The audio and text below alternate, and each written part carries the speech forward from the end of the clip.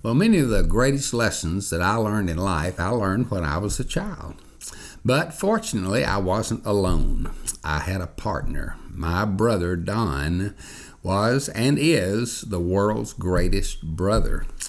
And I'll just tell you, when we were little, we got into lots of trouble, but we also learned a lot. And one of the things that we learned was when we went to the movies, we learned that our favorite cowboys used bullwhips. There were two in particular, Whip Wilson, and then our favorite was Lash LaRue.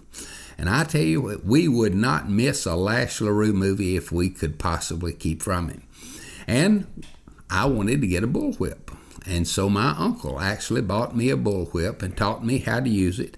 And man, I could spin that thing around my head and make it crack so loud. And then one day while we were watching the movies, we saw that Lash LaRue was able to pop things right out of people's hand. So we wanted to learn how to do that.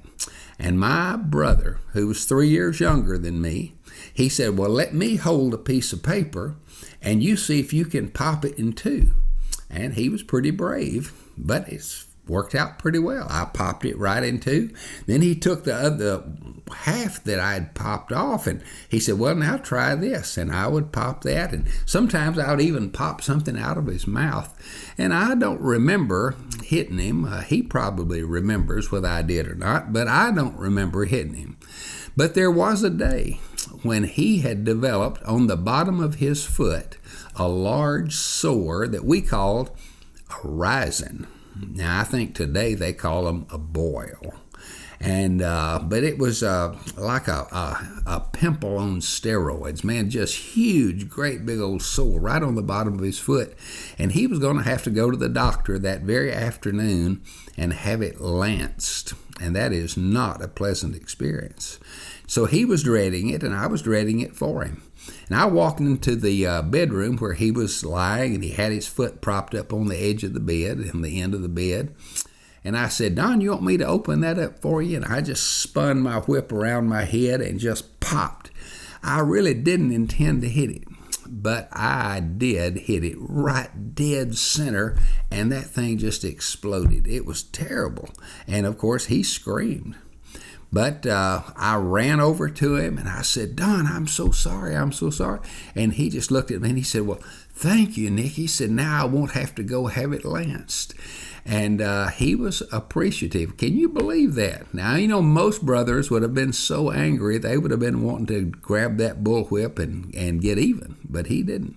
Now, there was one time that I remember that we did have a little bit of a problem. We were very small, and we were sitting out in the yard driving nails into a stump. That was one of our favorite pastimes. We didn't have fine entertainment and Xboxes and things like that, so we had nails and stumps and hammers, and we were driving nails into a stump, and he was sitting kind of back behind me a little bit, and for some reason he just said, Nickie, if you were to call me a monkey, I'd hit you in the head with this hammer. And so I just smiled, and I said, you're a monkey. And then that was the last thing I remembered for a few minutes. I felt a sudden whack on the back of my head, and I just fell over unconscious. And after about 2 or 3 minutes, I woke up, and he's still driving nails in the stump. I have a big knot on the back of my head, and I said, Donald, did you hit me in the head with that hammer? He said, yeah, I did. I said, well, why did you do that? He said, well, you called me a monkey. And so I learned that day that he was actually a man of his word. And if he ever said to me, if you do this, I'll do that, I took him seriously. But I want you to meet him. As a matter of fact, I'm honored today to have my brother Don here with us. Don, come right in. Have a seat. Thank you very much. Meet our listening audience. Okay. Now, I want to tell the story about the time that we had gone to the movies, and we had seen some cowboys tie a rope across the road. Some bad guys were riding their horses along, and the good guys pulled this rope up and whoop, tripped the horses. And we thought, what? Well, that was a great thing, and we thought, we need to try that. That's right, but there weren't any horses in our town. So we wondered if it might work with a car.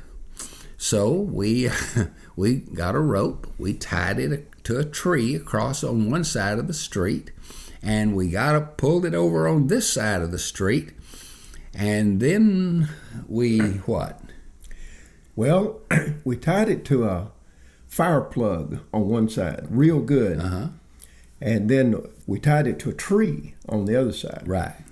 And but now we didn't tie it to the fire plug. that's right. We wrapped it around the fire plug, tied it to the tree, and tied it to the tree. Right. And then we were all ready. And but Don saw a problem. I thought, what if I let go of the rope? I mean, I'm only about 5 years old. Yeah. You know, I might not be able to hold the car back. So I said, well, I have an idea. I tell you what, let's tie the rope around you, Don, and then I'll hold on to you. Good idea. And he thought that was a great idea, and so did I. And so we got all set and ready, and sure enough, here comes a car. And it was an Oldsmobile. An Oldsmobile. A big Oldsmobile. And so we learned that day that you never try to trip an Oldsmobile. But you wouldn't even want to try to trip a Kia. Kia, that's right. But as the car was approaching, fortunately, it was the man who lived just the next door to us, so he was slowing down a little bit. And I think when he saw two little boys hiding behind a fire plug and a rope laying across the road, and one of them had it tied around his waist, I think he might have thought something was up. That's very possible. But what happened was that as soon as he got in front of our house, we pulled back on that rope, and it just sprung right up like that, and he hit that rope, and when he did, Don just disappeared out of my hand. And he starts making 3 revolutions around the fire plug, and he's just zoom, zoom, zoom, and then heading right out into the street, and down in the ditch, right up on the other road. side. And but the man got, and by the way, the man's name, his last name was Harris. He was a lawyer, Harris. Wasn't kin to us, but it was he had the same last name. And he got stopped. And what happened? I was laying there on the pavement, and of course I'd already got scratched up pretty bad, so I was crying. And he leaned over and he opened up the passenger door, and he leaned way out, and he said, "What in the world are you doing?" And I think I said something like, something kind of like that. And then I rushed to the rescue, and he said, "What are you boys doing?" And I said, "Well, we were just trying to trip a car." And he was not impressed at all. In fact, he was quite angry. By that time, our mother had gotten out there. She also was quite angry, and we both got in a real lot of trouble for that. But here's the lesson that we learned that day. You know, so many times people say, well, what kids see on television and what they see in the movies really don't have any effect on them. But the truth is that what goes into our eyes does go into our mind. And I'm not saying that everybody who sees somebody trip a horse thinks they can trip a car, but I will say this, that what we see, what we watch on television, what we watch in the movies does have an effect on our life. And we learned that day the hard way.